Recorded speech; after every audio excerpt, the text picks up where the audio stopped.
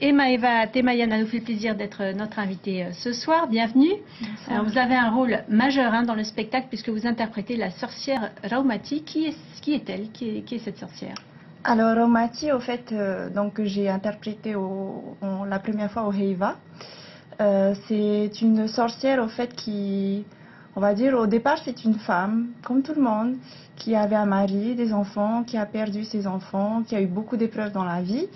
Et donc au final, elle va commencer à on va dire, pactiser avec les forces du mal pour pouvoir avoir des pouvoirs, on va dire, magiques, maléfiques.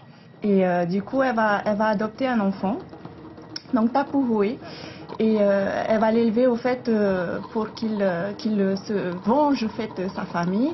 Et au final, elle va perdre aussi Tapuhui et du coup, elle va devenir vraiment très, elle va jeter le sort, donc le fameux Pifa. Alors c'est un rôle très dramatique où vous devez certainement puiser dans vos émotions. Ouais. Le faire comme ça 11 fois d'affilée, vous l'appréhendez? Un peu, mais quelque part aussi, je me dis que à partir du moment où, au début, ça va être un peu dur, mais à partir du moment où on l'a, il devient un peu automatique. Les sentiments viennent plus facilement. Oui. Alors, votre maquillage demande une longue préparation. Oui, environ à peu près 40 à 45 minutes pour me vieillir, au fait, parce que je suis censée avoir un petit 45 ans à peu près. Alors Heiva, vous avez déclamé des orero en langue tahitienne, très puissants. Cette fois, vous avez choisi de vous exprimer en français pour être mieux compris. Est-ce que ça n'enlève pas un peu de magie au spectacle? Alors les deux premiers textes que je présenterai pendant le spectacle sont effectivement en français. C'est l'amorce à l'histoire et au fait c'est pour que le public comprenne bien au fait les dimensions de l'histoire qu'on leur présente.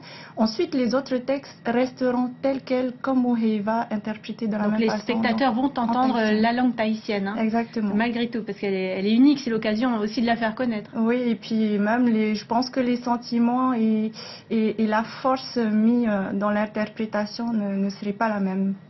En tout cas, 22 tableaux de 3 minutes, 18 costumes, c'est un marathon d'1h30. À chaque spectacle, c'est un challenge. Oui, exactement. Donc c'est vrai que le spectacle doit s'enchaîner. Donc du coup, les tableaux, on court souvent à l'arrière dans les coulisses. Là, c'est l'hiver, donc encore plus, il va falloir bien chauffer les salles parce que dans les coulisses, il fait souvent assez froid. Mais on est prêt, on est préparé et puis je pense que ça va. Et pour finir en beauté, 2 spectacles au Casino de Paris, qu'est-ce que ça représente pour vous? Alors le Casino de Paris, moi j'ai eu l'occasion de le faire à la dernière tournée en métropole avec Tahiti Ora et c'est juste magnifique, c'est un rêve pour tout artiste, je pense, de se présenter au Casino de Paris. Maeva Temayana, merci beaucoup d'avoir été avec nous ce soir. Je voudrais juste, si possible, souhaiter un joyeux anniversaire à notre leader, Moina Mayotui, qui fête aujourd'hui donc son anniversaire. Et je lui fais un gros bisou. Merci. Je rappelle que Tahiti Ora sera en tournée dans l'Hexagone du 27 janvier au 8 février 2015 avec 2 dates au Casino de Paris, les 7 et 8 février.